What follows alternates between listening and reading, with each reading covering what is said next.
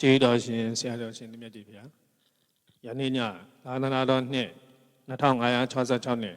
ကောဇာတက္ကရာ1384ခုနှစ်တဘိုးတယ်လာဇန်17ရက်2023ခုနှစ်ဇန်နဝါရီလ31ရက်အင်္ဂါနေ့ညဓမ္မဒါနကုသိုလ်ရှင်များဖြစ်ကြသောနှစ်ဖက်တော်မိဘများကိုယေရှုမှုထား၍ USA နိုင်ငံနေဥမိုးကျော်ကျော်ဒေါ်နန်းဆန်လှိုင်းသားဆန်ရဲထက်သမီးနမ်းမြတ်နိုးကျော်မိသားစုကိုရိုနာရန်အောင်ရီမွေးနေ့လူဦးတန်းဝင်းမိသားစုဆရာလေးဒေါ်ဟေမဝါနဲ့ထိုင်ဝမ်နိုင်ငံမြန်မာကရုဏာလက်များအဖွဲ့ဦးသက်ထွန်းဒေါ်ခင်မာမြင့်မိသားစုမိခင်ကြီးဒေါ်ကျင်တိအမှုထား၍ဒေါက်တာအေးအေးငွေအေးတန်းမိသားစု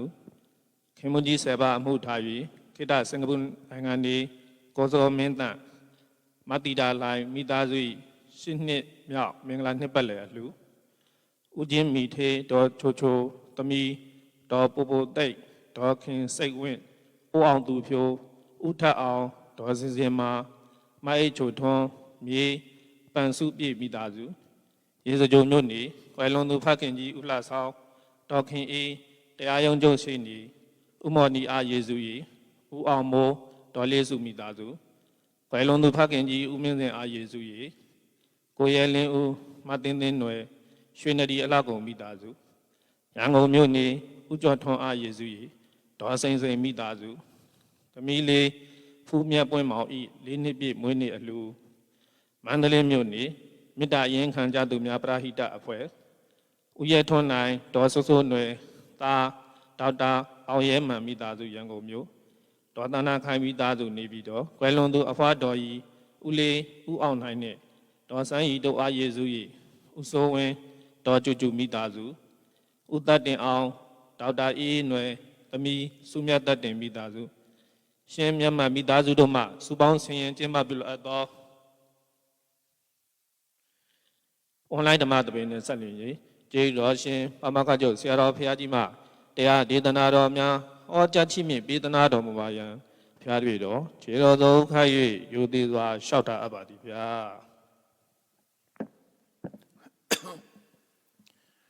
1384ခုနှစ်တဘောရလာဇန်17ရက်2023ခုနှစ်ဇန်နဝါရီလ31ရက်အင်္ဂါနေ့၌အွန်လိုင်းမှာဟောကြားအပ်သော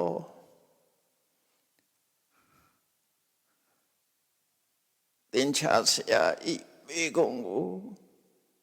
မြတ်ဗုဒ္ဓကဖြေချခြင်းအကြောင်းတရားဒေသနာတော်ရသော်လက်ထက်ကခဏကမောက္ကလနာဆိုတဲ့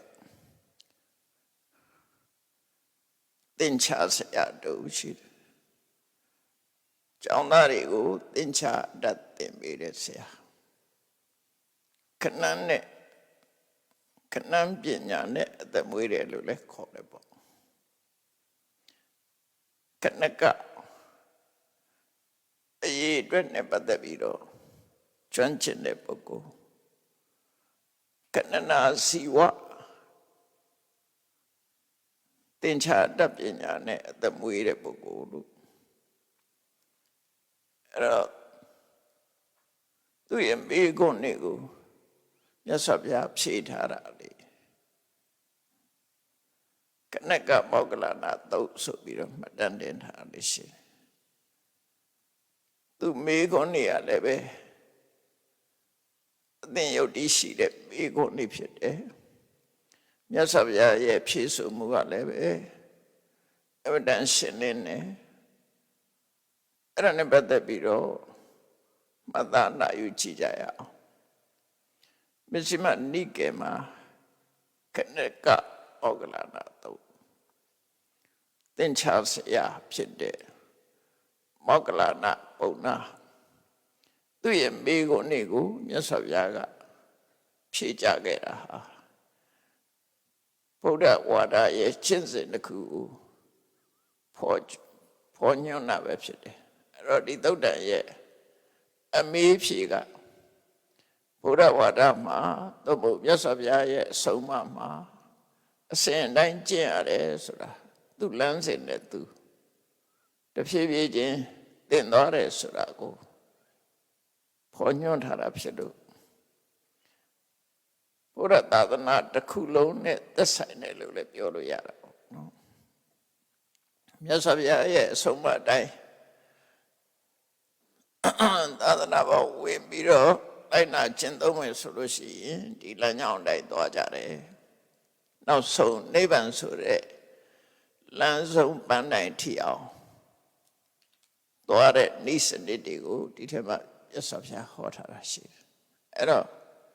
Buddhist practice လို့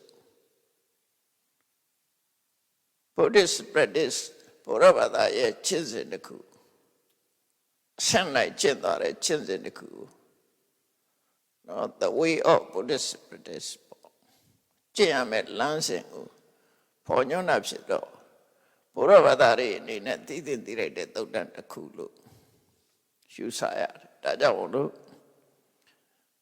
ဒီသုတ်တန်ရဲ့နိဒန်းကစပြီးတော့ပြောမှဆိုရင်မြတ်စွာဘုရားကသာဝတိမြို့ရဲ့အရှိဘက်မှာရှိတဲ့ဝိသခကျောင်းမကြီးဆောက်လို့လှူဒန်းထားတဲ့ပုပ္ပယုံကျောင်း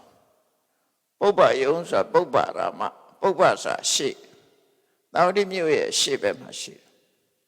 စေတဝန်ကျောင်းကတောင်ဘက်နောက်ထောင်မှာရှိတယ်နော်ပုပ္ပယုံကျောင်းကသာဝတိမြို့ရှေ့တကနေထွက်ပြီးတော့သွားတော့ရှေ့ဘက်အစိရဝတိမြစ်ကမ်းဘေးမှာရှိတယ်အဲ့ဒီမှာသာဝတိမြို့ရဲ့ရှေ့ကျောင်းမှာဝိသခာလို့နာမည်ရှိတော့လည်းပဲသာဝတိရောက်တဲ့အခါကျတော့မိဂရမတာဆိုတဲ့နာမည်နဲ့ဒီနာမည်ကိုယူထားတာအဲ့ယူထားတဲ့နေရာမှာအကြောင်း2မျိုးတော့ပြောလို့ရတယ်အများသိကြတဲ့အကြောင်းကမိဂရတထေရဲ့ရောက်ခမတော်တာဝိသခာရဲ့ရောက်ခမမိဂရတထေအဲ့ဒီတထေကြီးကိုတရားဓမ္မသိရှိအောင်ဝိသခာရဲ့ဆွမ်းဆောင်နိုင်မှုကြောင့်ဝိသခာကိုသူ့အမေရာသူ့ရောက်ခမကသူ့အမေအဖြစ်သဘောထားပြီးတော့ဆက်ဆက်တာမို့ဝိသခာမိဂရမတာမိဂရရဲ့မိခင်လို့သူတို့ဆိုတယ်အဲ့ဒီတဲ့ပိုယုတ်တိရှိတာတော့ဒါလည်းသူ့ဟာနဲ့သူဟုတ်နိုင်တာပဲလေပိုပြီးယုတ်တိရှိတာတော့ရောက်ခမအမျိုးရဲ့နာမည်တွေမှာမိဂဆိုတာပါတယ်ဒါသူတို့ရဲ့စာတိတ်ဖြစ်ခြင်းဖြစ်မှာပေါ့နော်မိဂဇာလတို့နော်မိဂရတို့အဲ့ဒီမိဂဆိုတဲ့အသုံးမိဂသာလာတို့ဒါတွေကသူရောက်ခမဘက်ကမျိုးရိုးနာမည်တွေဖြစ်နိုင်တယ်ပေါ့မျိုးရိုးနာမည်တွေဖြစ်နိုင်တယ်အဲ့ဒီမဲ့ဝိသခာအိမ်အောင်ကြပြီးတော့ပထမဆုံးမွေးတဲ့ကလေးကိုမိဂရလို့နာမည်ပေးထားတာဖြစ်တယ်ဝိသခာကသာသမီ20ဖွာတယ်သူသာသမီကို20ဒါမှဝိသခာဟာအချမ်းရလွန်များတယ်ဝိသခာဝိတတိပုဒ္ဓနတ္တသစတုရောတတာသာသမီက20အထက်ပွားတော့မြေးက400အဲ့ဒီကနေတစ်ဆင့်ပွားတော့သူရဲ့မြစ်တွေက8000လောက်ရှိတယ်သူဆိုတယ်အရောဂပုဒ္ဓဝိသခမိသားစုဟာကျမကြီးလည်းကောင်းကြတယ်မိသားစုထဲမှာလည်းပဲအမှန်တမ်းကျမကြီးကောင်းကြတယ်လို့ဆိုတယ်အဲ့တော့ဝိသခအိမ်မှာနာအေးမရှိဘူးလားဆိုမရှိဘူးတော့မဟုတ်ဘူးဥဒဏပါဠိတော်ထဲမှာသူအမှန်တမ်းအာကိုတဲ့ဝိယဝိဆကိုလုပ်တဲ့သူ့ရဲ့မြေကလေးမလေးဆုံးသွားတဲ့အခါမှာမြတ်စွာဘုရားစီရောက်လာတယ်မျက်ရည်ဆက်လက်နဲ့ဘုရားစီရောက်လာတာအဲ့ဒီဇာလန်လေးပါတော့ တော့ဝိသခာသူ့မိသားစုတွေဆုံးတာရှိတယ်ဆိုတာသိရတယ်ပေါ့နော်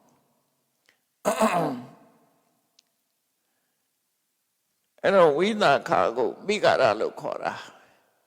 သူ့ရဲ့သားဦးရဲ့နာမည်အနေနဲ့မိဂရရဲ့မိခင်ဆိုတဲ့နာမည်ခေါ်လို့ရှိရင်ရိုင်းမှဆိုလို့ဒီလိုခေါ်ရလဲဖြစ်နိုင်တယ်ပေါ့နော်အဲ့တော့သူဆောက်လုပ်တဲ့ပြတ်တတ်ကြီးကိုလေမိဂရမာတုပါတာဒမမပြေမှာကပြတ်တတ်လို့ပြောလိုက်တာနဲ့တပြိုင်နက်အချွန်တက်တွေပဲသွားမြင်နေသူတို့အဲ့ဒီမှာဆောက်တာတော့ချွန်တက်တွေနဲ့ဟုတ်ဖို့မရအချွန်တက်ပါရင်ကုဒါခါရတာလာလို့ခေါ်တယ်အုတ်တိုက်ပဲဖြစ်ပါတာရဆိုတာပမာအသုံးတွေကလွဲနေတယ်လို့ထင်ရတယ်ပေါ့နော်ပါတာရဆိုတာသူတို့အိန္ဒိယနိုင်ငံမှာအုတ်နဲ့တိဆောက်ထားပြီးတော့ရှင်းရှင်းလင်းလင်းအုတ်တိုက်ကြီးတွေဆောက်ထားတယ်အဲ့ဒါတွေကိုပဲပါတာရလို့ခေါ်ကြတာများဒီမှာတော့ပြတ်သက်လို့ပြောလိုက်တာ ਨੇ အချွန်နေတက်တွေနဲ့အဲ့ဒါတွေပဲသွားပြီးတော့မျက်စိနဲ့မြင်နေပါတာရဆိုတဲ့စကားလုံးကအိန္ဒိယလာတဲ့စကားလုံးပဲသူရဲ့ပါတာရကပါဠိလင်းလင်းချင်းချင်းနဲ့ကြည်ပြောရှိပြောရှိတဲ့အဆောက်အဦလို့ဒီလိုဆိုကောင်းဆိုလိုက်နော်လင်းချင်းနဲ့တော့ပါတာရကိုသူတို့အတန်နဲ့ဆိုပရာစာဒပါကပရဆိုတဲ့အတန်နဲ့ထွက်ပရာစာဒအဲ့ဒီပရာစာဒကိုပြမကပြတ်တတ်လို့ခေါ်လိုက်တာအမှုတွေ့ဦးကြလိုက်မယ်ပြတ်တတ်ကိုရေးတဲ့အခါမှာဓာတုအေးတတ်ထားတာနောက်ကပြတ်တတ်ဆိုတာပါစောက်ရေးချနောက်ကတာရေးချတာဓာတုအေးတဲ့တတ်ထားဘာဖြစ်လို့ဆိုပါတာဓာတုအေးနဲ့အဲ့ဒါကိုခေါ်လိုက်တာပြတ်တတ်ဆိုတဲ့စကားလုံးဒါတော့ဟောရခုဆက်ခြင်းပဲဘယ်ဘာသာဆိုရှိတယ်ဒါကိုအတွက်အသုံးတစ်ခုရတာပဲဟောရတစ်ခုရတာပေါ့အဲ့တော့ဝိသခာဆောက်ထားတဲ့အကြောင်းကိုမိဂရမာတာပါတာထမိဂရမာတုပါတာထမိဂရမာတာပြတ်တတ်ဆိုပြီးတော့ရှမ်းတန်ငါးတွေတင်သုံးတယ်အဲ့တော့ဒါနဲ့ပတ်သက်ပြီးပြောထားတာတော့ပကံကသဗ္ဗညုဖရာဟာအဝိသခာပြတ်တတ်ပုံဆောက်တယ်လို့အပေါ်မှာဖရာတဲ့ထားတယ်ပေါ့နော်အခန်းပေါင်း1000ရှိတယ်ဆိုပြီးပြောကြတယ်တူမတူကတော့ကိုမမြင်ဘူးတော့ပြောလို့မရဘူးဒါတော့အဲ့လိုဆိုတယ်ပေါ့သဗ္ဗညုဖရာဟာဝိသခာပြတ်တတ်ပုံစံဆောက်တယ်လို့ဘောတော့ဖះတင်ထားတာနေမှာပေါ့အဲ့တော့မြတ်စွာဘုရားကအဲ့ဒီမှာသတင်းသုံးနေတဲ့အချိန်မှာဒီသင်္ချာအတ္တသင်ခုခေတ်တော့သင်္ချာပမောက္ခလို့ခေါ်ကြခေါ်မှာပေါ့သင်္ချာကထိကလို့ခေါ်ကြခေါ်မှာပေါ့ပါဠိလိုတော့ခဏကလို့ပဲသုံးတယ်အဲ့ဒီမောက္ခလနာဆိုတဲ့ပုံနာမြတ်စွာဘုရားစီရောက်လာတယ်ရောက်လာပြီးတော့မြတ်စွာဘုရားနဲ့ဖော်ဖော်ရွေနှုတ်ဆက်စကားပြောပြီး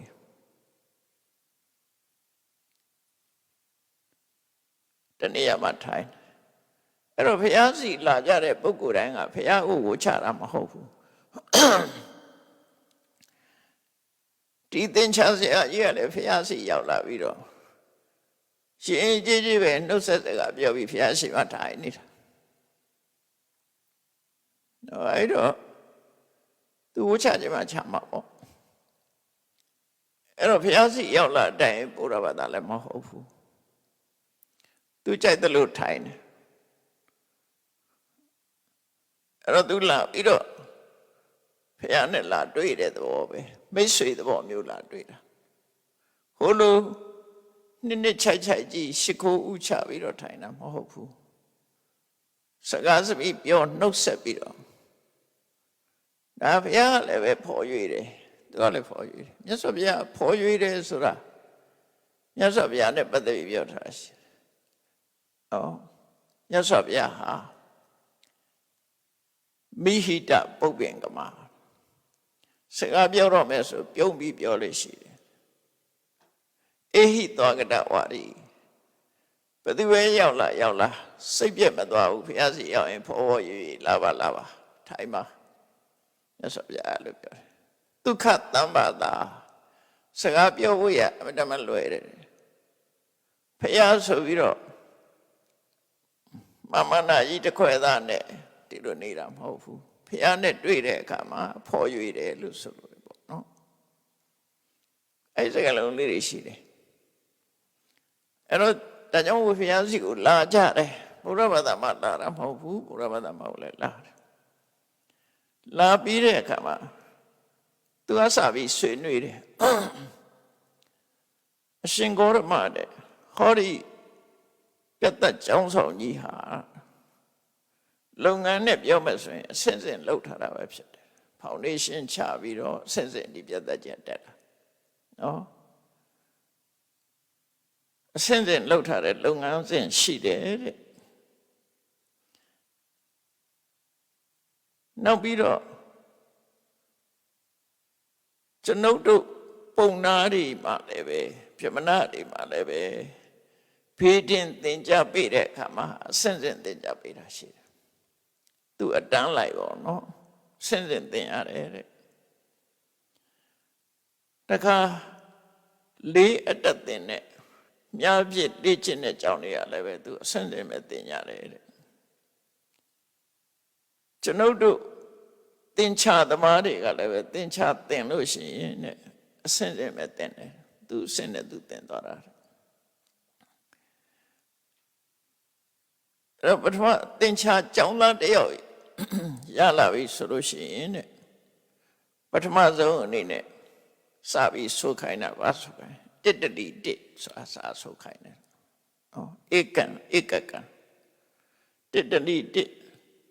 နှစ်တလီနှစ်သုံးတလီသုံးအဲ့ဒီကနေပြီးတော့ဟိုတစ်နှစ်သုံးလေးကနေစပြီးတော့နောက်ဆုံးမှာနော်ရှည်အတွက်ခိုင်းနေပို့ပြီးတော့ခဏနေတိုးပြီးတော့ရေအတွက်ခိုင်းနေရှားထောင်ထိအောင်ရေအတွက်ခိုင်းနေအဲ့လိုစပြီးတော့တဖြည်းဖြည်းချင်းခက်လာအောင်သင်္ချာတွေကိုအဲ့လိုသင်ပေးတယ်တဲ့အဲ့ဒီလိုခုလိုအတတ်ပညာသင်တဲ့အခါမှာအဆင့်ဆင့်လောက်ရတယ်လို့အရှင်ဘုရားရဲ့ဓမ္မဝိနည်းဆိုတဲ့ဓမ္မနဲ့ဆုံးမတဲ့ဒီအဆုံးမသာသနာမှာလည်းပဲအစဉ်တိုင်းသင်ယူဖို့အစဉ်တိုင်းသင်တဲ့စနစ်ရှိပါသလားဒါမေးတာနော်အစဉ်တိုင်းသင်တဲ့စနစ်ရှိသလားရှိတယ်လို့ပြောနိုင်သလားဆိုတော့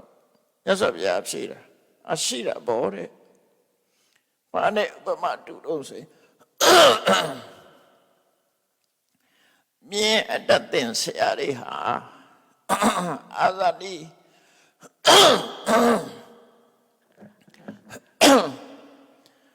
အာဇာတိမြင်မျိုးကောင်းရလာပြီဆိုလို့ရှိရင်ပထမဆုံးစကြဝဠာနေစားပြီးတော့သင်ပေးတယ်မြင်နိုင်မှုရဇက်ကအဓိကပေါ့နော်ဒါကြောင့်မြင်ပါဇက်ထဲမှာတန်ချက်တန်ရိုးထည့်ပြီးတော့အဲ့ဒီမြင်ကိုပထမဆုံးသင်တယ်အဲ့ဒါကစာသင်ခိုင်နေဟိုသွားတိသွားစကြဝဠာပြီးတော့မြတ်စွာဘုရားကမုခဒါနလို့ခေါ်တယ်စကြဝဠာနေစပြီးတော့ခိုင်းသမျှလှုပ်တော့ဘယ်လောက်ထိအောင်ခိုင်းလို့ဆိုရင်ဆရာတွေကမြင်းကိုပြရခိုင်းတာတွေတို့နော်ဂျာဘက်ပေါ်ပြေးတာတွေထိအောင်နောက်ဆုံးမှမြင်းတတ်တဲ့နေရှိတယ်မြင်းတတ်တဲ့အတတ်တဲ့ကလည်းပဲအများကြီးရှိတယ်မြင်းစီအတတ်ကလည်းအများကြီးရှိတယ်ဗမာရဆိုရင်လည်းမှာအင်းဝခိကအင်းဝဘုရင်ဒုတိယမင်းကောင်းဟာမြင်းစီတက်18မျိုးတက်တယ်လို့ ရာဇဝင်စာအုပ်ထဲမှာဆိုထားတယ်ပြေးနေတဲ့မြင်းကိုနောက်ကနေလိုက်ပြီးခုန်တက်နိုင်တယ်သူအဲ့လောက်ထိကျွမ်းတယ်ပေါ့မြင်းပြေးနေတော့မတက်ရတယ်ပြီးတော့မြင်းကြောပေါ်မှာစီးရင်မြင်းပိုက်အောက်ကနေလှည့်ပတ်ပြီးတော့ကြောပေါ်ပြန်တက်တယ်အဲ့ဒါတော့ကျွမ်းတယ်လို့ပြောတာပေါ့ဟိုကလှမ်းနဲ့လှမ်းထိုးရင်သူကမြင်းအောက်ဝတ်လိုက်တယ်မြင်းပိုက်တော့ပတ်တော့ဝတ်လိုက်တယ်တော့အဲ့လိုဒုတိယမင်းကောင်ဆိုတဲ့ဘုရင်ဟာမြင်းစီတက်18မျိုးတက်တယ်လို့အဲ့လိုဆိုထားတာရှိတယ်အဲ့လိုမြတ်စွာဘုရားဥပမာအနေနဲ့ပြောတာအာဇာနိမြင်းတဲ့ကောင်ကိုသင်လို့ရှိရင်မုခဒါတာဆိုတဲ့ဒီပါဇက်မှာတန်ထဲပြီးတော့စပြီးတော့အဲ့ဒီကနေစပြီးတော့ကြိုတက်ပြီးတော့စသင်တာတဲ့အဲ့ဒီတိုင်ပဲတဲ့ဆုံးမရမယ်တပြည့်တူရလို့ရှိရင်တို့ကလည်းပဲအစင်တိုင်းပဲသင်တယ်ကျောင်းသားတစ်ရောက်လာလို့ရှိရင်ဘာစားဆိုတော့မြတ်စွာဘုရားသင်္မုန်လေးပြတာအေဟိတွန်ဘိက္ခုသီလဝါဟောဟိသာသနာ့ဘောင်ဝင်လာပြီဆိုလို့ရှိရင်လာမင်းပထမဆုံးကိုကျင့်သီလနဲ့ပြည့်စုံဒီလိုကျင့်နော်ကိုကျင့်သီလနဲ့ပြည့်စုံဒီလိုကျင့်ပါတိမောက္ခသံဝရတံဥတောပါတိမောက္ခသံဝရတံဥတောဝိဟရာဟိကိုကာဝဲဆောင်းလျှောက်ပေးနေနဲ့ကိုချင်းတရားတွေနဲ့ထိမ့်သိမ်းဆောင်းလျှောက်ပြီးတော့နေအာစာရခောစာရတပ္ပနောကိုလုံးရမယ့်အလုပ်ကိုလုပ်ကိုရဲ့နေပဲအတွင်းမှာပဲနေအာစာရခောစာရဆိုတာအာစာရဆိုတာကိုလိုက်နိုင်ရမယ့်အချက်ခောစာရဆိုတာကိုရဲ့နေပဲအဲ့တော့လောကမှာကိုယ်တပည့်နဲ့ကိုနေရတာဘုန်းကြီးကလူတွေလှုပ်ထဲသွားရှုပ်ရင်အဲ့ဒါခောစရာမဟုတ်တော့ဘုန်းကြီးကဘုန်းကြီးနယ်ထဲမှာပဲနေဘုန်းကြီးလှုပ်သူတို့ဆိုလိုတာပေါ့နော်ကုံတယ်ကလည်းကုံတယ်လှုပ်ပဲလှုပ်လယ်သမားကလည်းလယ်သမားလှုပ်သူများတဲ့ဝေမရှုံနဲ့လို့ဆိုလိုအဲ့ဒါပြောအာစရာခောစရာတမ္ပန်နော်ကိုလုံးမဲ့အလုပ်ကိုလုံးကိုယ့်ရဲ့ဘောင်တွင်းမှာပဲနေလို့ပြောတာဘောင်မကြောစေနဲ့ဒါသိအရေးကြီးတာပေါ့ဘောင်ကြောပြီဆိုရင်ပြဿနာတက်မှာပဲလေဘုံကြီးကလူလှုပ်သွားလို့ရင်ကဲခံမှာပဲဒါသိကြတယ်အဲ့တော့ဘုံကြီးလှုပ်ဘုံကြီးဘောင်ထဲမှာပဲနေကိုလုံးအမကိစ္စကိုလုံးဒါကိစ္စမတူယုံစားကိုကိစ္စပဲကိုလုံးအောင်နော်အဲ့လိုဆိုလို့ကိုလုံးမဟုတ်တော့အဝင်းရှုံရင်မရအဲ့တော့မြတ်စွာဘုရားသာသနာ့ဘောင်ယဟန်တော်ဝင်လာရင်မင်းသီလနဲ့ပြည့်စုံနေအဲ့သီလဆိုတာပฏิဘောခလာတဲ့သိက္ခာပုဒ်တွေတိုင်းကျင့်ရမှာကဒါတွေပြီးတော့ကိုယ်ဘောင်အတွက်မှာပဲကိုနေသူများနဲ့ပဲကိုမခုနဲ့အာစာရခောစရတမ္ပနောအနုမတ္တိသူဝိသေသူဗျာတတဝိသမရယသိက္ခတိသိက္ခာပရိသူသတ်မှတ်ထားတဲ့ဥပဒေစည်းကမ်းတွေပေါ်မှာအသေးဖွဲ့ရစပြီးတော့မချိုးဖောက်နဲ့အသေးဖွဲ့ရစပြီးတော့အပြစ်လို့ရှုမြင်ပြီးတော့နေအသေးဖွဲ့ရစပြီးတော့အပြစ်မှန်သမျှကိုဘေးရအန္တရာယ်တစ်ခုအနေနဲ့ကြည့်ရှုပြီးတော့နေရမယ်အဲ့ဒါစာသင်တာပဲအဲ့လိုနေထပ်ပြီးဆိုတဲ့အခါကျတော့တဆင့်တက်တယ်သီလနဲ့ပြည့်စုံပြီယန္တိလုံးဝမဲ့လုပ်ကိုလုပ်တတ်လာပြီယန္တိရဲ့အနေထိုင်ဘောင်တွင်းမှာပဲနေတယ်သိက္ခာပုဒ်နဲ့ပတ်သက်ပြီးဂရုစိုက်တတ်လာပြီဆိုရင်နောက်တစ်ဆင့်တက်ယဟန်လာ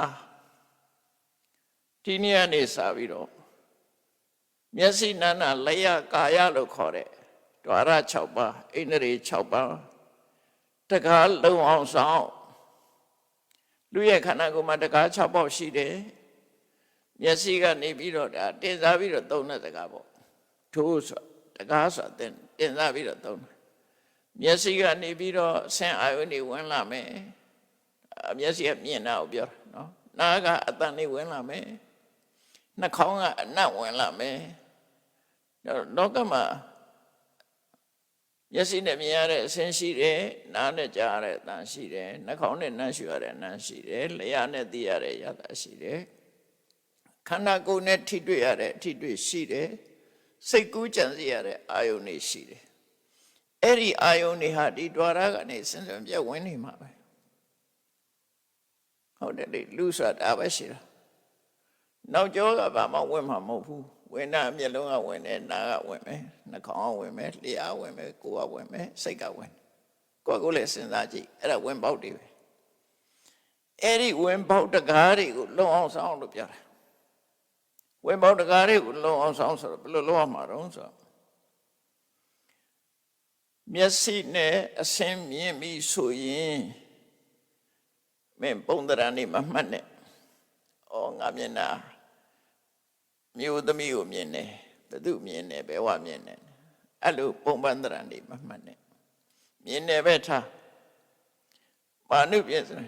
မျက်နှာကပဲလို့မျက်ခုံးကပဲလို့လက်ကပဲလို့အသားကဖြူတယ်အသားမဲတယ်အရာမောင်းဒါတွေမကြည့်နဲ့မြင်တဲ့အရာတိုင်းမှာလိုက်ပြီးတော့မကြည့်နဲ့လို့ပြောတာဟောဒါမျက်စိကိုသတိထားပြီးတော့ဆောင်းလျှောက်တာအဲ့ဒါတွေမကြည့်နဲ့တဲ့ယတဝတိကရဏမေနအိန္ဒရိသက္ကုဏရိယအတံဥတံဝိဟရန္တအေးမျက်စိကိုထိမ့်ထိမ့်သိမ့်သိမ့်မနေဘူးဆိုလို့ရှိရင်တဲ့အဲ့လိုထိမ့်ထိမ့်သိမ့်သိမ့်မနေတဲ့ပုဂ္ဂိုလ်ကိုအဘိဇာဆိုတဲ့လောဘဒေါမနတဆိုတဲ့စိတ်ခံစားချက်တွေသို့မဟုတ်ဒေါသတွေသို့မဟုတ်တခြားအကုသိုလ်တွေဟာအတင်းအကျပ်လိုက်ပါလာတယ်မြင်တဲ့အပေါ်မှာအဲ့ဒီအကုသိုလ်တွေဖြစ်တယ်လို့ပြောတာနော်အဲ့ဒါကိုမထိမှုဆိုရင်မြင်တဲ့ကိုအကြောင်းပြုပြီးလောဘဖြစ်မယ်ဒေါသဖြစ်မယ်နော်လောဘဖြစ်မယ်ဒေါသဖြစ်မယ်အဲ့ဒါကိုထိမှုမင်းကျင့်ရမယ်စက္ခုံတွေကိုထိမှာစက္ခုံတွေကိုဆောင်းလျှောက်ပါစက္ခုံတွေမှာစောင့်စည်းမှုလုပ်ပါအဲ့တိုင်းပဲနာဩတ္တိန္ဒြေကာနိန္ဒြေစီဝိန္ဒြေကာယိန္ဒြေမနိန္ဒြေမထိန်ဘူးဆိုရင်လောဘဒေါသတွေလာလိုက်မယ်အဲ့ဒါမဖြစ်ရအောင်ဣန္ဒြေ6ပါးကိုထိန်းသိမ်းဆောလျှောက်တဲ့အလုပ်ကိုလေ့ကျင့်ဆိုပြီးတော့တမ်းပြီးကမ္မထံဟောတာမဟုတ်ဘူးပထမသီလဒုတိယမျက်စိနာနာလျာကာယဝင်လာမဲ့ဟာတွေကိုအကုသိုလ်မဖြစ်အောင်ထိန်းခိုင်းတာအဲ့ဒါထိန်းတာအလေးကျင့်ရသွားပြီဆိုလို့ရှိရင်ဘာထထိန်းခိုင်းတာ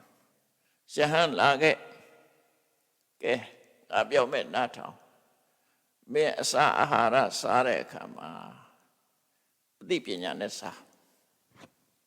နော်အတိုင်းအတာသိပြီးစားမယ်အတိုင်းအတာဆိုဒီမှာဘာကြောင့်စားတာအတိုင်းအတာတစ်ခုစားတဲ့အတိုင်းအတာတစ်ခုနော်ကိုယ်နဲ့သိမသိသိတာတစ်ခုအဲ့ဒီဘောဇနိမတ္တညုတာဘောဇနိမတ္တညုအတိုင်းအတာနဲ့သိပြီးစားဆိုတာဘာပြောတာတော့ဆိုပဋိသင်္ခယောနိသောအာဟာရအာဟာရေယတိမင်းအစာစားတော့မယ်ဆိုရင်အသိပညာနဲ့ဆင်ញင်ပြီးမှစားဒီတိုင်းအယံမစားနဲ့စဉ်းစားလိုက်အောင်ငါစားရဟာပျော့ဖို့စားရလားရှင်မူမေးလျောဖို့စားရလားကိုလှအောင်ပါအောင်စားရလားကိုအသားတွေပြည့်ဖြိုးအောင်စားရလားမဟုတ်ဘူးအဲ့ဒါအတွက်မစားရဘူးအဲ့လိုစားတာမဟုတ်ဘူးအဲ့ဒီရွက်ချက်မပါဘူးဒါဖြင့်ဘာအတွက်စားရတော့ဆိုဟောဒီကိုယ်ကာယကြီးတည်တတ်မှုအတွက်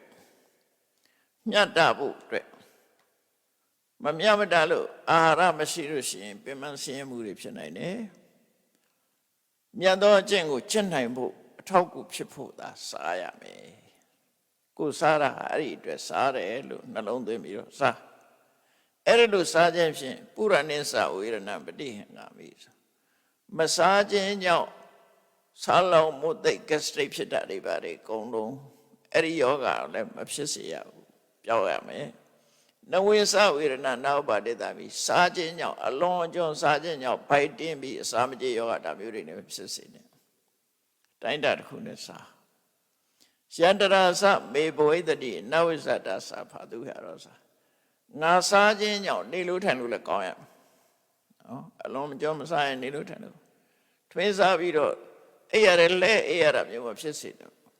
ပိုက်လေးပြီးတော့အိပ်ရတယ်လဲအိပ်ထားတော့အဲ့ဒါမျိုးဒီနေရာမှာအစာကြည့်တဲ့ပုံနာတွေအကြောင်းလည်းရေးလေးရှိကြတယ်ပေါ့နော်အဲ့ဒါမဲ့အဆိုးဆုံးကတော့ဘာလို့ဆိုရင်ဗုဒ္ဓဝမိကဒီအာဟာရဟထတို့အာဟာရဟထဆိုထမင်းစားပြီးမထနိုင်တော့ဘူးထမင်းပွဲလာပါအောင်ဆွဲထုပါအောင်ဆိုတာဖြစ်ရတယ်ဖိုက်လေးလုံးအချင်းအဲ့လိုပုံကူမျိုးတွေအဲ့ဒါမျိုးတွေမဖြစ်စေနဲ့လို့စားပြီးတော့သင်ပေးရမယ်တဲ့အဲ့ဒါစားခြင်းနဲ့ပတ်သက်ပြီးအသိပညာနဲ့စားဖို့အဲ့ဒါကိုဆရာတော်ကြီးတွေကကြပြလုပ်ပေးထားတာဤသည့်စားဝယ်အမဲမဲကိုမြူးရမှန်ကြွလှပရေးဆန်းစားဒီဟာကိုကြပြလုပ်ထားတာနော်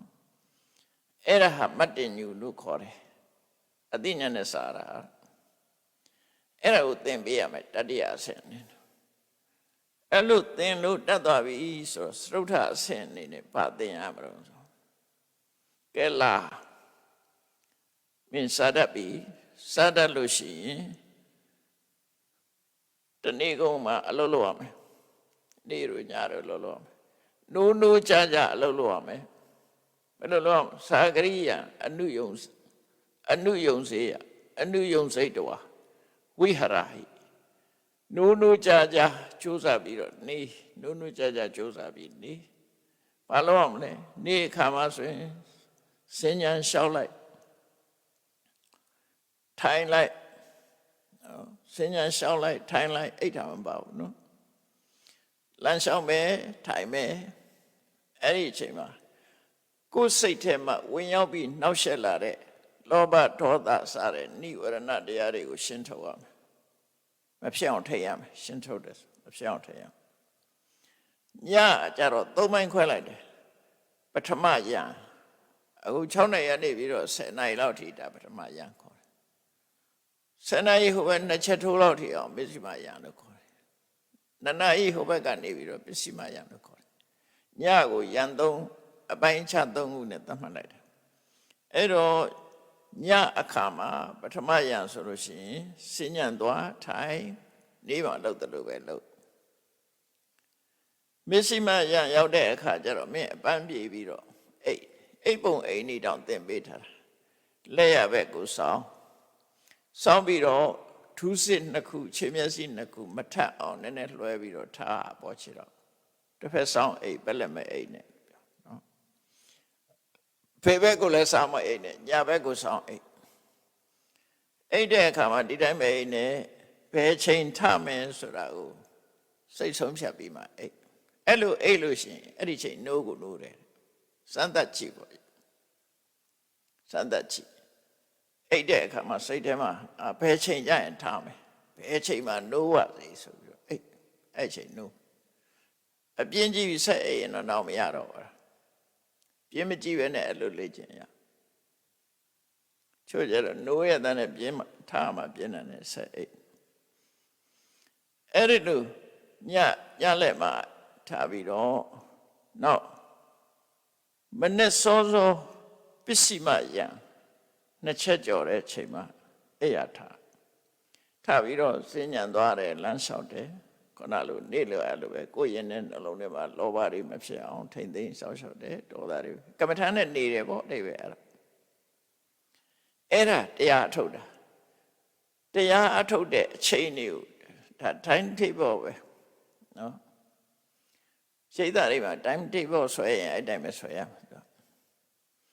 4နာရီတော့အိတ်ခွင့်ရှိတယ်နိုင်ငံသားတွေကအဲ့ဒီစီကံတွေ့တဲ့အခါကျတော့သူတို့ကငယ်ငယ်လေးတဲ့တင်တာလူတယောက်ဟာ7နာရီအိတ်မှကျမ်းပါတယ်လို့ထင်4နာရီလောက်တင်အိတ်ရမယ်ဆိုနည်းနည်းတွန့်သွားဒါပေမဲ့သူတို့တရားအထုတ်ရင်နောက်လုံးဝမအိတ်ဖဲတော့နေသွားတယ်ကျမ်းမကြီးမထိကြိုက်ဘူးဆိုတာသိသွားတယ်နောက်ကျတော့မထိကြိုက်သူတို့တင်ထားတာနဲ့တတော်စီဖြစ်နေသူတို့လူတယောက်ဟာတနေ့ကို7နာရီအိမ်မှာစံချိန်မိတယ်ပေါ့အဲ့လိုဆိုတာအခုမြတ်စွာဘုရားစနစ်အရာကြတော့အဲ့လောက်မအိပ်ရဘူးလို့ဆိုလို့ အဲ့ဒါလေးချက်ဒီလိုသင်လိုက်တဲ့အခါသူအလေးကျင့်ကောင်းကောင်းရသွားပြီဆိုရင်နောက်တစ်ဆင့်တက်နောက်တစ်ဆင့်တက်တော့ပါသင်တော့ဆိုလာကိုတော့တတိအတိနဲ့နေဘာလို့ကိုတော့တတိထားလို့အတိနဲ့လို့တတိထားမှသိတာဖြစ်တယ်တတိကဘာလို့တာတော့ဆိုရင်ကိုလုံးမဲ့အလုပ်ပေါ်မှာတတိကတ်ထားလိုက်ဘာလို့တယ်ဆိုတာသိနေရလူတွေမှာစဉ်းစားကြည့်လေထိုင်းနေတယ်ဆိုတာထိုင်းနေတယ်လို့သိမှမသိတာဘယ်နှခါသိတော့ကိုကထိုင်းနေတောင်တွေမြောက်တွေတွေးအိတ်နေရောသိလားမသိဘူးကိုတွေးခြင်းတဲ့နေရာတွေးနေကိုဘာလုံးနေတယ်ဆိုတာသိကိုမသိတာမသိဘူးသိတယ်ထင်မနေနဲ့နော်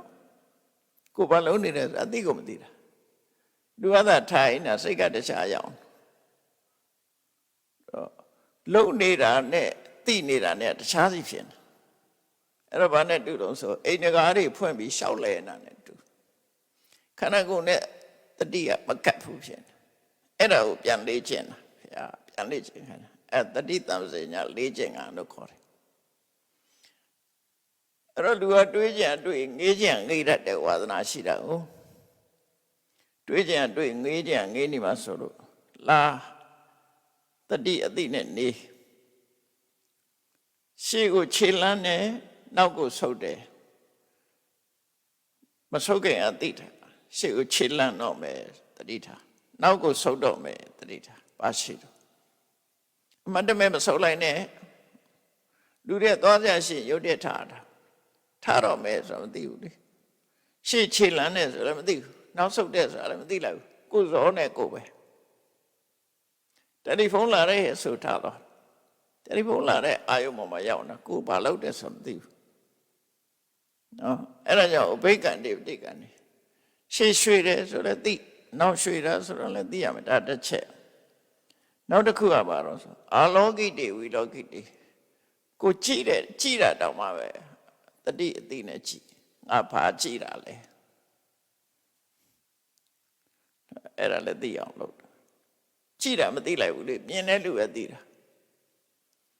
ဘယ်သူလာတဲ့ဒါပဲသိတာ तू ကြည့်တယ်ဆိုတာမသိဘူး तू ကြည့်လို့မြင်တယ်ဆိုတာမသိဘူးနောက်တစ်ခုကဘာလို့ရမှာတော့ဆိုရင်လက်ကွေးတာခြိကွေးတာလက်ဆန်တာခြေဆန်တာကိုယ်လက်လေးပဲကိုကွေးခြင်းတို့ကွေးမှာလို့မဟုတ်ဘူးမကွေးခင်ကကွေးခြင်းနဲ့စိတ်ဖြစ်တယ်သိအောင်လို့ဆန်လို့ရှိရင်လည်းဆန်ခြင်းနဲ့စိတ်လေးအရင်ဖြစ်တယ်အဲ့ဒါလည်းတတိနဲ့အတိနဲ့လုံးတယ်တတိလည်းရှိရမယ်အတိလည်းရှိရမယ်တတိဆိုတာတော့ကိုယ်ဘာလုပ်တယ်ဆိုတာမှတ်ရတာအတိဆိုတာကြတော့ဘာချောင်လုပ်တယ်ကိုလုပ်တဲ့နေရာအနေနဲ့ကင်းရလားဆိုတာတွေပါသိတာအနေနဲ့မကင်းလို့အဲ့ဒါတွေတတိပဋ္ဌာသည့်အတွက်ကြောင့်ရေချိုးကနေချော်လဲတာတို့ဟိုနာချော်လဲတာဒီနာချော်လဲအဲ့ဒါဖြစ်တာအဲ့ဒါအတိတတိမဲ့သွားတာပေါ့နော်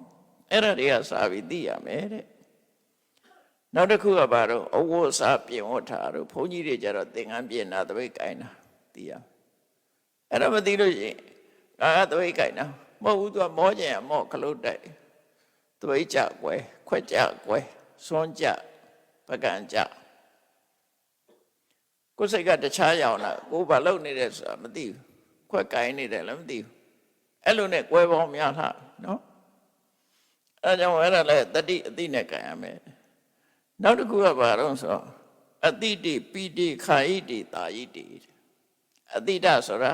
စားတာပိတဆိုတာတောက်တာခာယိတဆိုတာဝါစားတာဟိုခာယိတဆိုတာခဲပွဲမုံကျွတ်ကျွတ်ဝါစားတာမျိုးအတိတကထမင်းစားတာထမင်းစားတာခဲပွဲဝါစားတာရေတောက်တာအာဣဒဆိုတာရက်စားရက်တယ်လို့ရှာနေရက်တာအဲ့ဒီကိစ္စတွေမှာလည်းပဲငါဘာလုပ်နေတယ်ဆိုသိရမယ်နော်ဘာလုပ်တယ်ဆိုသိရမယ်နောက်တစ်ခုကျတော့ကုံကုံပြောမယ်တွိုင်းလက်ထက်ဝင်သိဥစ္စာရပတ္တဝကံမိဥစ္စာရပတ္တဝကံမဆိုတွိုင်းလက်ထက်ဝင်တာကိုလည်းသိတော့ကျမအေးအနေနဲ့ပြောမယ်ဆိုလို့ရှိရင်လေကိုနောက်ဖိနောက်ပြီးသွားတဲ့အခါမှာဘာအယောင်သွားတာလဲတတိထားကြည့် စီးသွားတဲ့အခါဘာရောက်သွားတာလဲသတိထားကြည့်အဲ့ဒါတတိမထားလို့ယောဂရပြီဒုက္ခရောက်သွားတဲ့လူတွေအများကြီးရှိတယ်ဥပမာဝန်းနေ+2တွေအနဲ့တွေသွားနေတဲ့ဆိုရင်အဲ့ဒါအစာအိမ်သွေးကြောပေါက်နေလို့သွေးတွေသွားရဲဆိုရင်တော့အစာအိမ်သွေးကြောနဲ့မဆိုင်ဘူးအပြင်းမှာဖြစ်တာ+2ဆိုရင်အနဲ့တွေသွားနေပြီကတ္တရာစီလို့နဲ့တဲ့ဆိုရင်အဲ့ဒါအရေးကြီးနေပြီဒီသွေးကြောပိတ်မှာမပိတ်ရင်မရအဲ့ဒါမျိုးစီဆိုရင်အယောင်တွေကဘာဖြစ်နေတယ်ဆိုတာနော်စီကြိုရှိမှတတိထားမှာမဟုတ်ဘူးတတိထားမယ်နောက်တစ်ခုကဘာတော့ဆိုလို့ရှိရင်ကတိထိတိနိသိဏိသုတ်တိသဂရိတိဘာတိတိတုံနိဘဝေသွားတဲ့အခါဖြစ်စေရက်တဲ့အခါဖြစ်စေထိုင်တဲ့အခါဖြစ်စေအိတ်တော်မဲ့အခါဖြစ်စေအိယာကနိုးလာတဲ့အခါဖြစ်စေစကားပြောပြီဆိုတဲ့အခါဖြစ်စေတိတ်တိတ်နေတာပဲဖြစ်စေအလုံးသိနေငါတိတ်တိတ်နေတာဘာနဲ့တိတ်တိတ်နေတာငါဘာတွေတွေးနေလဲစကားပြောတယ်ငါဘာတွေပြောလဲအဲ့ဒါနဲ့ပတ်သက်ပြီးတော့လေ့ကျင့်ခံလုပ်ရမယ်လို့ဓမ္မသတိပဋ္ဌာန်သုံးမှာလည်းအတိုင်းဟောတာပဲနော်အဲ့ဒါတတိကောင်းခြင်းရင်အတိညာစဉ်းစားတတ်ခြင်းအဲ့ဒီဟာလေ့ကျင့်ရမယ်အဲ့တော့ကမ္မထံအထုတ်တယ်ဆိုတာဆင်းဆင်းသွားတာနော်ဆင်းဆင်းသွားတာအဲ့ဒါတွေဘလို့ပဲနဲ့ကြော်ပြီးတော့ထွက်သွားလို့ကတော့ဖောင်ဒေးရှင်းမချပဲနဲ့တိုက်ဆောက်တယ်လို့ဖြစ်နေအဲ့လိုတတိတမ္ပစဉ္ညာနဲ့ပြည့်စုံပြီဆိုတဲ့အခါရှေ့တက်ပြီးတော့သူ့ကိုဆုံးမကဲအခုပြောတာတွေပြည့်စုံပြီ၅ချက်ရှိသွားပြီသီလရှိတယ်နော်အိနေရိတုကိုတ္တဒွါရဘောဇနိမတ္တညုတာနော်သဂရိယနုယောဂနောက်ပြီးတော့သီလနော်အဲ့ဒီ၅ခုနဲ့ပြည့်စုံပြီဆိုတဲ့အခါကျတော့ရှေ့တဆင့်တက်ကဲလာကိုတော့ရကြောင်မှသွားနေတိတ်ဆိတ်ငြိမ်သက်တဲ့နေရာကိုသွားတစ်ပင်အောင်မှာဖြစ်စေတောထဲမှာဖြစ်စေတောင်ပဲဖြစ်စေ၆ကမ္ဘာမှာဖြစ်စေလိုင်းကူမှာဖြစ်စေသုတ်တံမှာဖြစ်စေတောထဲကလွင်ပြင်မှာဖြစ်စေနော်သို့မဟုတ်လူတွေမိုးခုတ်ရအောင်ကောက်ရိုးအုံကြီးလှုပ်ထားတာပဲဖြစ်စေအဲ့ဒီနေရာတွေကိုသွားပြီးဘသူမှမရှိတဲ့တစ်ပင်အောက်တို့နော်တောင်ကောင်းတို့6တို့နော်ကန္တရဆို6တို့ကိရိကုဟာဆိုလိုင်းကူတို့သုတ္တနာဆိုတင်ချိုင်းတို့ဝနပဋ္ဌာဆိုတော်တဲ့ကလွင်ပြင်းကြီးတို့အဘောဂတဆိုလွင်တီးကောင်းတို့လာလပုံစကောက်ရိုးပုံတို့ကောက်ရိုးပုံဆိုအထဲထဲမှာဝင်းခိုလို့ရအောင်လုပ်ထားတဲ့ကောက်ရိုးပုံအဲ့ဒီတွေကိုသွားပြီးနေပါ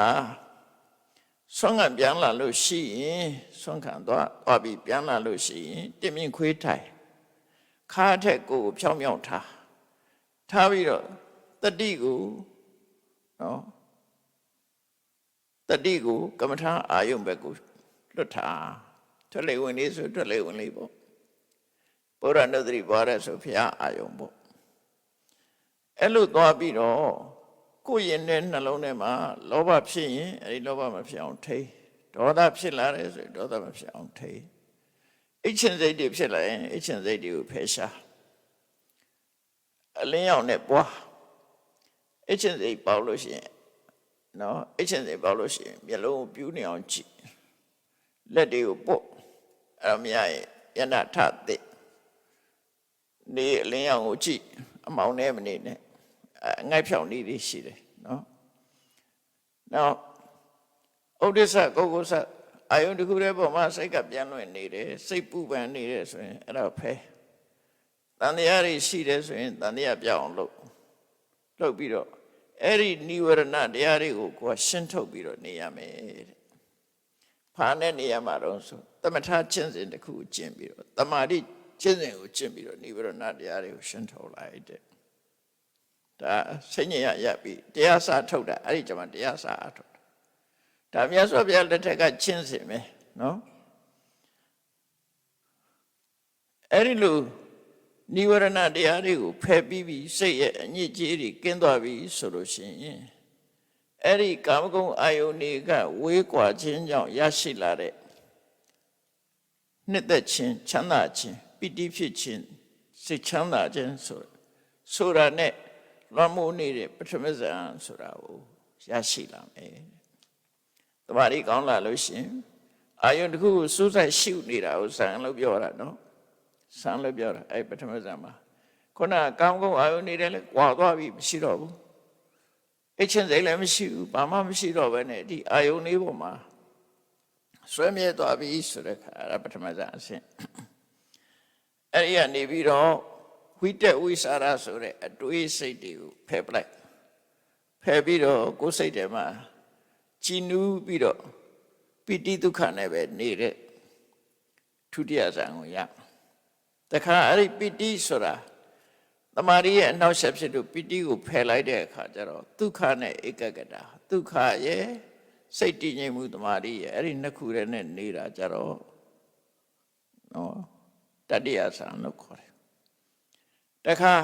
ဒုက္ခလည်းမရှိဘူးဒုက္ခလည်းမရှိဘူးဥပေက္ခလည်းမရှိဘူးဒုက္ခလည်းမရှိဘူးဒုက္ခလည်းမရှိဘူးသောမနတဒေါမနတဆိုတာတွေလည်းစိတ်ပူပန်မှုတွေလည်းမရှိဘူးဥပေက္ခဆိုတာလေးတစ်ခုပဲရှိတယ်အဲ့ဒီအမတမစင်ကြယ်ပြီးတော့တမာတိဆွမ်းအားကောင်းသွားတဲ့သရုတ်ထဆာကိုရောက်မယ်ဒါဆန်းစင်းစင်နိဝရဏတွေရှင်းပြီးတော့ဆန်းစင်းစင်တက်သွားလို့ပြောလိုက်တယ်ဒါအလုံးဟာ9ဆင့်ပေါ့နော်ဆန်းအဆင့်ကိုတစ်ခုတည်းယူရင်9ဆင့်ဆန်းအဆင့်ကို4ဆင့်ယူမယ်ဆိုလို့ရှိရင်တော့9ဆင့်ဖြစ်တော့ဟုတ်တယ်ပေါ့6ဆင့်ကနေပြီးတော့တက်လာတာနော်6ဆင့်ဆို10ဆင့်ဖြစ်သွားတာပေါ့ဆန်းတစ်ဆင့်စီတစ်ဆင့်စီသွားလိုက်အဲ့ဒီမှာမြတ်စွာဘုရားကအဲ့လိုသရုတ်ထဇန်ထီအောင်ကျင့်ခိုင်းပြီးတော့ဘာမရှိတော့ဆိုအဲ့ဒီမှာတဲ့တမာရီတွေကောင်းသွားပြီးတော့တချို့ယဟန်တွေက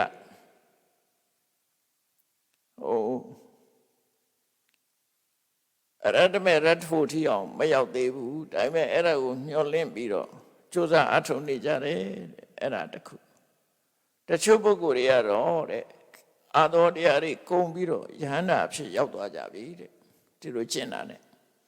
အဲ့တော့ဒီနေရာမှာခွဲလိုက်တာတချို့ပုဂ္ဂိုလ်တွေကသောတပန်တဂရကအနာကအဆင့်နဲ့နေကြတယ်တချို့ပုဂ္ဂိုလ်တွေကတော့ယဟန္တာအဆင့်ထိရောက်သွားတယ်အဲ့ဒီလိုရောက်သွားလို့ရှိရင်ဒီဆံကျင့်စဉ်တွေဟာမျက်မှောက်ဘဝမှာချမ်းသာစွာနေဖို့နဲ့တတိတံပစညာအလုံးငါဖြစ်တယ်ယန္နာဖြစ်လဲဒီဆံနေနဲ့နေတာပဲ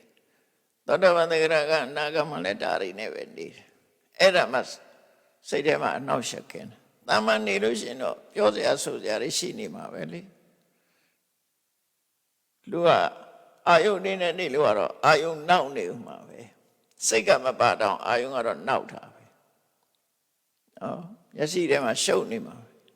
အခုလိုဇာအာယုန်ကမ္မထာအာယုန်နေနဲ့နေလိုက်လို့ရှိရင်မျက်မှောက်ဘဝမှာချမ်းသာသာနေရတာဖြစ်တယ်လို့အဲ့ဒီဆံထီအောင်ပုံနာကြီးနားလဲသလောက်အဲ့လိုရှင်းပြလိုက်တော့ထို့မှာဒီလိုချင်းစင်နေဆင်းစင်သွားတာဒါယဟန်ဘဝမှာဒီတိုင်းတက်သွားတာလို့ဆိုပြောတော့အဲ့ဒီမှာဟိုသင်္ချာဆရာကြီးကသက်စွာပြောလျှောက်တယ်အရှင်ကောရမတဲ့အရှင်ဘုရားရဲ့တပည့်တွေကိုအခုလိုဆုံးမသွန်သင်ပြီးတော့ပေးတဲ့အခါမှာတဲ့အားလုံးဟာနိဗ္ဗာန်ဆိုတဲ့အဆင့်အစ္ဆန္ဒနိဋ္ဌံနိဗ္ဗာန်လမ်းဆုံးပန်းတိုင်ကိုရောက်သွားကြလားတဲ့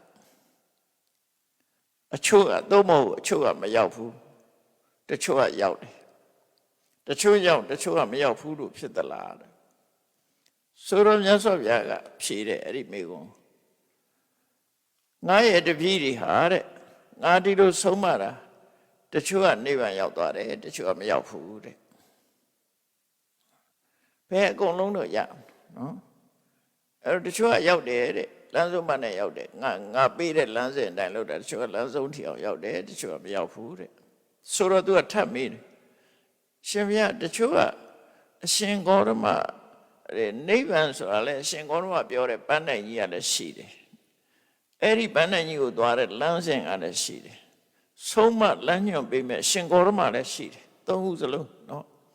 ဆုံးမလမ်းညွှန်ပေးတဲ့ပုဂ္ဂိုလ်လည်းရှိတယ်နိဗ္ဗာန်သွားတဲ့လမ်းလည်းရှိတယ်နိဗ္ဗာန်လည်းရှိတယ်အဲ့ဒီလိုဖြစ်ပါရဲ့တန်နဲ့တချို့ကရောက်တယ်တချို့ကမရောက်ဘူးလို့ဘာလို့ဖြစ်တာတော့ထပ်မေးပြန်အဲ့ဒီမှာမြတ်စွာဘုရားအေးမင်းဒီလိုမေးလို့ရှိရင်ဒီမေးခွန်းနဲ့ပတ်သက်ပြီးမင်းငါပြန်မေးမယ်ငါပြန်မေးမယ်မင်းကြိုက်တယ်လို့ဖြေတဲ့မင်းဟာရာဇဂိုမြို့ဘယ်ကသွားတယ်ဆိုတာကိုနော်ရာဇဂိုမြို့သူကရာဇဂိုဘက်ကလာတယ်လို့ဆိုရာဇဂိုမြို့ဘယ်ကသွားတယ်ဆိုတာရာဇဂိုလမ်းညွှန်တဲ့နေရာမှာမင်းကျွမ်းကျင်တယ်မဟုတ်လားကျွမ်းကျင်ပါတယ်ဟုတ်တယ်အေးအဲ့ဒါဆိုရင်လူတယောက်ကမင်းလမ်းမေးလိုက်မယ်ရာဇဂိုဘယ်ကသွားတော့အဲ့လိုမေးတဲ့ကမင်းကဘယ်လမ်းသွားလမ်းမှာဖာတွေ့လိမ့်မယ်ဒီကနေ့ဆက်သွားဆိုတာဒီမင်းလမ်းပြလိမ့်မယ်တဲ့လမ်းညွှန်တဲ့အခါမှာသူကစနစ်တကျလမ်းညွှန်နေရှိတယ်မသွားရမယ့်လမ်းကိုအရင်ပြောရတယ်သွားရတဲ့လမ်းကိုနောက်အဲ့မှာမင်းလမ်းနဲ့တွေ့လိမ့်မယ်ညဘက်ကိုမလိုက်နဲ့ဘယ်ဘက်ကိုလိုက်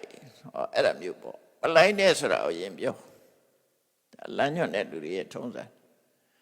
အဲ့ဒါလို့လမ်းညွှန်လိုက်တဲ့အခါမှာတဲ့တချို့ကပြောင်းပြန်သွားတယ်အဲ့လမ်းညွှန်တိုင်းမသွားဘဲနဲ့ပြောင်းပြန်သွားတယ်အဲ့ဒီလူဟာရောက်ပါမလားအေးနောက်တစ်ယောက်ကတော့မင်းလမ်းညွှန်တဲ့အတိုင်းသွားတယ်သူကတော့ရာဇဂိုမြို့ရှော့ရောက်သွားတယ်မရောက်တဲ့လူရောက်တဲ့လူနှစ်ခုရှိတယ်ဒီနေရာမှာစဉ်းစားကြည့်ဘာချောင်းလဲရာဇဂိုမြို့ကြီးလည်းရှိတယ်ရာဇဂိုမြို့သွားတဲ့လမ်းလည်းရှိတယ်မင်းလို့ကောင်းကောင်းလမ်းညွှန်တဲ့လူလည်းရှိတယ်ဘာဖြစ်လို့ဟိုတယောက်ကရောက်ပြီးတော့ဟိုတယောက်ကဘာလို့မရောက်တာတော့ညွှန်တဲ့လမ်းမသွားဘူးသို့မဟုတ်နောက်ပြန်သွားတယ်အဲ့လိုကမရောက်ဘူးဟိုလူကတော့ရောက်သွားတယ်အဲ့တော့သူကဘာဖြေတော့ဆိုအရှင်ကောရမတဲ့ကျွန်ုပ်ကလမ်းညွှန်တဲ့လူသားဖြစ်တယ်တဲ့ကျွန်ုပ်ပြောတဲ့အတိုင်းမသွားရင်ဘယ်ရောက်ပါမလို့နဲ့နော်အေးအဲ့ဒီတိုင်ပေါ့နိဗ္ဗာန်ဆိုတာလည်းရှိတယ်နိဗ္ဗာန်သွားတဲ့လမ်းဆိုတာလည်းရှိတယ်ငါလည်းရှိနေတယ်လမ်းညွှန်တဲ့ပုဂ္ဂိုလ်ရှိနေတယ်ငါလမ်းညွှန်တဲ့တိုင်မသွားရင်ဘယ်ရောက်မလဲငါလမ်းညွှန်တဲ့တိုင်သွားမှရောက်မှာပေါ့လို့မြတ်စွာဘုရားဖြေလိုက်တယ်အဲ့ဒီဥပမာနဲ့ဖြေတယ်အဲ့ဒီမှာပုံနာရက်တော့ပေါက်သွားပြီတော့ရှင်ဂေါရမတဲ့လောကဆာပုဂ္ဂိုလ်မျိုးရှိတယ်ဘုန်းကြီးဝတ်လာတဲ့ပုဂ္ဂိုလ်တွေကမျိုးရှိတယ်တချို့ကအတ္တတာရှုံချချက်မရှိဘူးယုံကြည်ပြီးတော့ဝတ်ထားတာမဟုတ်ဘူးသာသနာအလုပ်တွေပေါ်မှာယုံကြည်ပြီးတော့နိဗ္ဗာန်ကိုဆုံးဖြတ်ယုံကြည်တဲ့စိတ်နဲ့ဝတ်ထားမဟုတ်ဘူးတဲ့အတ္တတာယုံကြည်ချက်မရှိကြဘူးစီဝိကတ္ထာအသက်မွေးဝမ်းဆောင်ချောင်းမှုအစားချောင်းလို့ဘုန်းကြီးဝတ်လာတယ်နတ္တတကာရသမနာဂရိယမပစိတာတကယ်ယုံကြည်လို့ဘုန်းကြီးဝတ်တာမဟုတ်ဘူးတဲ့နော်ယုံကြည်လို့ဘုန်းကြီးတထာစိတ်တက်ကလည်းမယိုးဖြောင်းဘူးမာယာဝီနောလက်စားတတ်တယ်ကေတပီနောကောက်ချစ်ကြတယ်ဥဒ္ဒတာစိတ်ကလည်းတည်ငြိမ်မှုမရှိဘူးအုံနလားမာနဤတခွဲသားနဲ့နေကြတယ်စပလာပေါ်ချော့နေကြတယ်မုခရာနှုတ်ချမ်းနေစကားပြောချမ်းတယ်ကောင်းနှုတ်ကိုမထိန်ဘူးဝိကိဏဝါစာနော်ဘယံမရပြောတတ်တယ်အိန္ဒြိယသူအကုဋ္ဌထွာတာအိန္ဒြိကိုမထိန်သိမ့်ဘူးဘောဇနိအမတ္တိညုနောအစားစာနဲ့ပတ်သက်ပြီးတော့အသိပညာမရှိဘူးသာဂရိယအနနုယုတ်တာနိုးကြတက်ကြွပြီးတော့ကြိုးစားမှုမရှိဘူးတာမင်းကြီးနဘိက္ခအောင်ရဟန်းတရားနဲ့ပတ်သက်ပြီးတော့ခီးမဆိုင်ဘူးသိက္ခာယသနတိဗ္ဗခါရောကိုကျင့်သိက္ခာနဲ့ပတ်သက်ပြီးတော့အလေးနဲ့မထားဘူးဘာဟုလိကာနော်ပစ္စည်းလလဘပေါ်အောင်လုပ်တယ်သာထလိကာကျင့်ရမယ့်တရားကိုရှော့ပေါ့နေတယ်ပေါ့ရောနေတယ်ဥက္ကမဏိပုပ္ပင်ကမဘယ်တော့ဖြစ်ဖြစ်စိကံပိုင်းမှာလိုက်နာဖို့မ လုပ်ဘူးချောင်းချောင်းနေတယ်နော်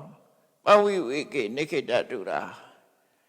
လွတ်လွတ်လပ်လပ်နဲ့ယန္တရားအထုတ်ဖို့ဆိုတဲ့ကိစ္စတွေမှာသူကလုံးဝကြိုးစားအထုတ်မှုမရှိဘူးကုသီတာပြင်းတယ်ဟိနဝိရိယကြိုးစားအထုတ်မှုလုံးဝမရှိဘူးမௌဒ္ဒတတိနောတတိလည်းမရှိဘူးအတ္တံဇာနာပညာစုဝေလာဝေအတ္တဝဟိတာတဘာတွေလည်းမရှိဘူးဝိပ္ပန္ဒစိတ်တာစိတ်ကလည်းပဲဟိုရောက်လိုက်ဒီရောက်လိုက်နေတည်ငြိမ်မှုမရှိဘူးဒုပညာအသိပညာလည်းမရှိ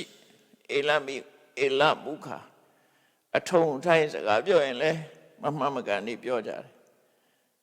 အဲ့ဒီလိုပုဂ္ဂိုလ်မျိုးတွေနဲ့ရှင်ဂေါရမဟာပေါင်းတဲ့ဆက်ဆံမှုမပြုဘူးဆိုတာထင်ရှားတယ်ပေါ့ဆိုလိုတာကတော့အရေးချင်းမရှိတဲ့ပုဂ္ဂိုလ်တွေကိုမြတ်စွာဘုရားထည့်မတွက်ဘူးလို့ပြောတယ်နော်ရှေးပဏ္ဏတေကုလဗုဒ္ဓတချို့မျိုးကောင်းသားတွေကတတ္တာယုံကြည်ခြင်းရှိကြတယ်ယုံကြည်ပြီးတော့ပပ္ပစိတာရံဖြစ်လာကြတယ်အတထာကောက်ကျင့်မှုမရှိကြဘူးအမာယဝိနောမလှည့်စားဘူးအခိတပိနောစင်လဲမှုတွေမရှိကြဘူးအနုဒ္ဒတာစိတ်ဓာတ်တည်ငြိမ်ကြတယ်အနုလားမာနမရှိကြဘူးအစပလာကိုတတ္တနဲ့မနေကြဘူးအမုခရာနှုတ်ကဗယံပရာနှုတ်ချမ်းမှုမရှိကြဘူးအဝိကိဏဝါစာ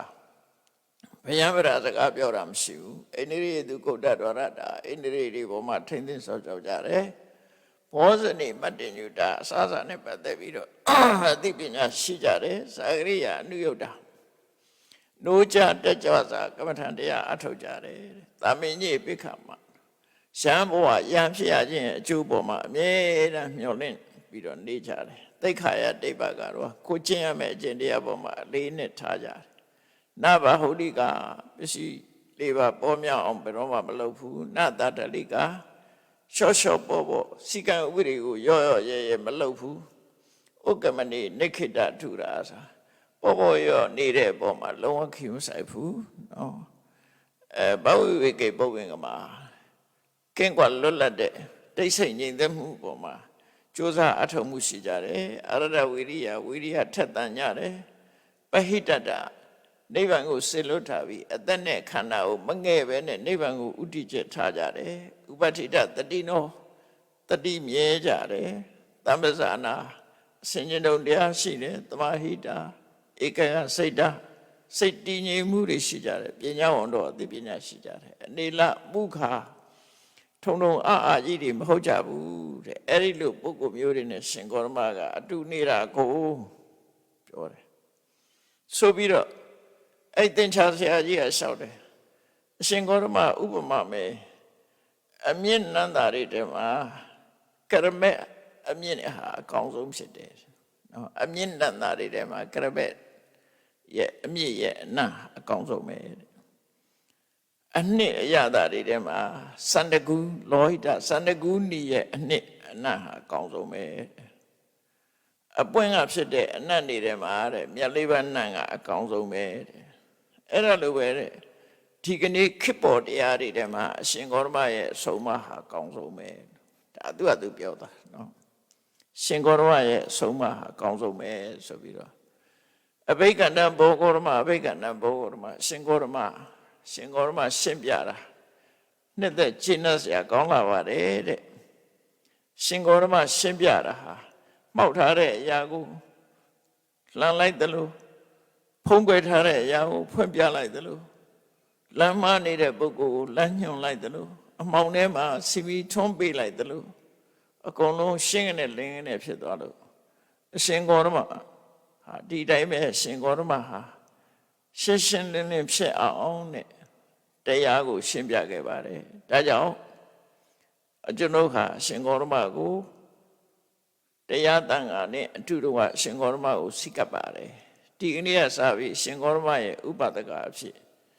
အတိမပြုတော်မူပါလို့ဒီသုတ်တံမှာအဲ့ဒါနဲ့ဆုံးသက်ထားတာဖြစ်တယ်နော်အဲ့တော့ဒီသုတ်တံမှာမှတ်သားစရာကောင်းတာတော့သူမေလို့မြတ်စွာဘုရားဖြေတာပဲဘုရားဘာသာတွေရဲ့ လမ်းစဉ်ရဟန်းဘဝရောက်ရှိလာပြီဆိုရင်ဒီလမ်းစဉ်နဲ့သွားတာဘယ်သူပဲဖြစ်ဒီလမ်းစဉ်နဲ့သွားတာပဲအဲ့ဒီလမ်းကြောင်းကြီးဟာတည်တည်ချာချာတိတိကျကျရှိတယ်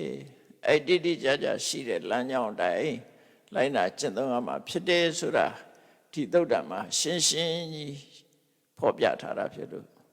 တရားချက်ကသူတော်စင်ပြိဿအပေါင်းတို့မြတ်ဗုဒ္ဓ၏လမ်းစဉ်ကျင့်စဉ်တွေဟာအထင်ရှားရှိနေသည့်အတွက်ကြောင့်ထို့တွေလမ်းဆုံးပန်းနိုင်ဖြစ်တဲ့နိဗ္ဗာန်ကိုသွားခြင်းနဲ့ဆိုရင်ဒီလမ်းကြောင်းအတိုင်းမလွဲမသွေလိုက်နာကျင့်သုံးကြမှာဖြစ်တယ်လို့ကိုယ်စီမှတ်သား၍ကြိုးစားအထောက်နိုင်ကြပါစေကုန်သတည်း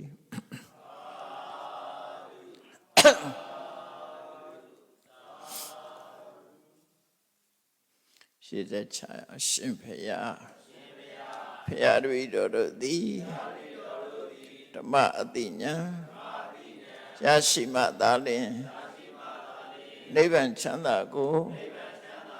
မျက်မှောက်ပြုနိုင်ပါသောကြောင့်ဓမ္မအတိညာရရှိစေရန်ရှိတန်ကြလျက်ဓမ္မတပင်ဆင်ကျင်ပါပြုလုပ်ကြ၍အဝတ္တဒါနဓမ္မဒါနတရားလှူတော်ကိုပေးလူကြပါကုန်၏တရားတော်မြတ်ကိုရွတ်သိလင်းမြတ်စွာမမတ်သားသာအာယုထားလျက်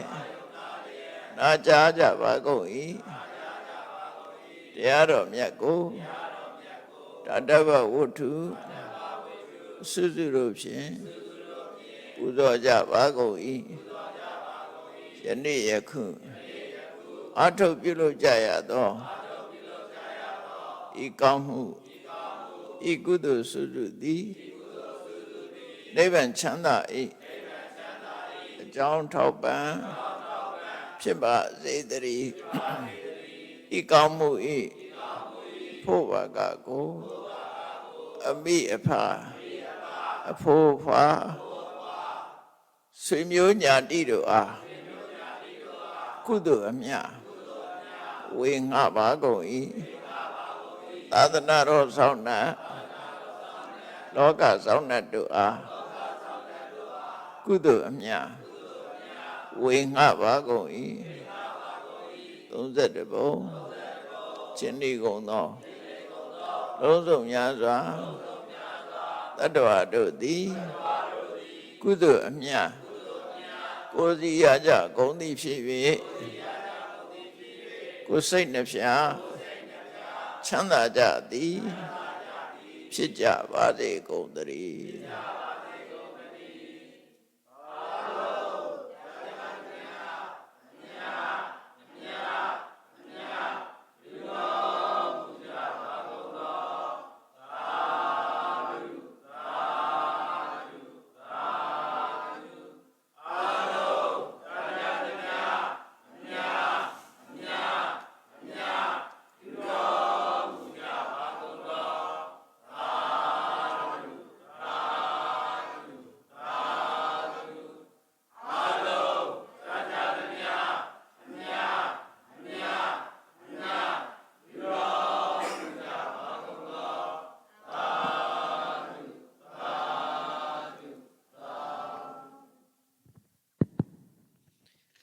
ဓမ္မမိတ်ဆွေသူတော်ကောင်းပေါင်းတို့ခင်ဗျာ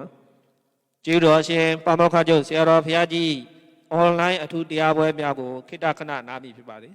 ပြန်လည်ဟောကြားမိရအားဓမ္မမိတ်ဆွေအပေါင်းတို့သိရှိနိုင်ရန်အတွက်ပြန်လည်ကြေညာပေးမိဖြစ်ပါသောကြောင့်နိဗ္ဗာန်ကျိုးမြော်၏နှိုးဆော်အပ်ပါသည်